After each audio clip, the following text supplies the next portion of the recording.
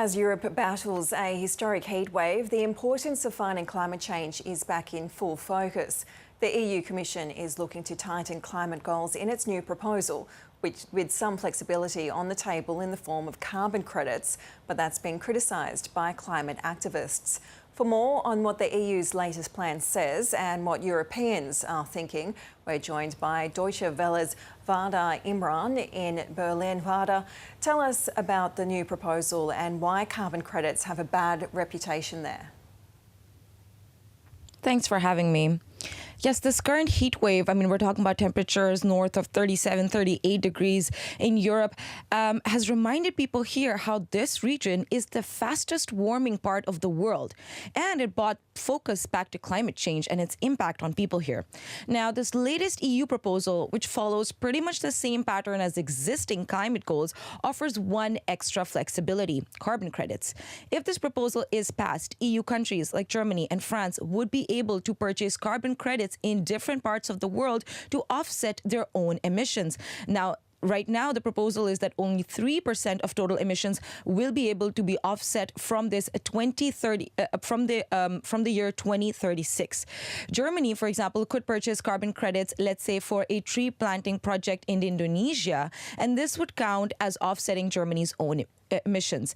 Now, activists and scientists have several issues with this, primarily because it doesn't stop European countries from emitting themselves. They're just encouraged to offset it on paper with a project elsewhere. And often these projects don't materialize, only exist on paper, or don't have high enough counting standards. So all of it makes it a bit dodgy in the eyes of some scientists and activists here. What is Germany's stance on this? Germany is quite in support of the EU's plan to add flexibility to climate goals.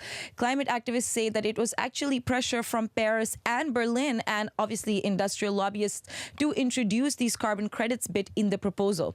Within Germany, there seems to be a ton of support for this offsetting plan in political circles. The leading coalition of CDU and SPD threw its weight behind this proposal even before the coalition was elected. And it's also popular in France. There are reports suggesting that France wants to use up to 10% of their own emissions to be offset through these carbon credits in the future. So there does seem to be support for this in political circles. And what about European citizens and other member states? What's their perspective?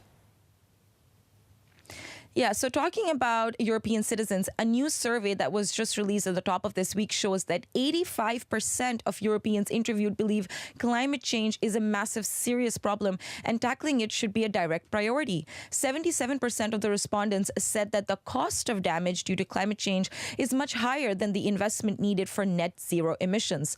All this to say that people living in Europe have marked this as a top priority time and again, but member states here have other things on their mind. Now, for example, Czech Republic and Poland are concerned about climate targets, blaming economic and energy security concerns. Italy and Hungary are worried about the impact of decarbonizing their heavy industries.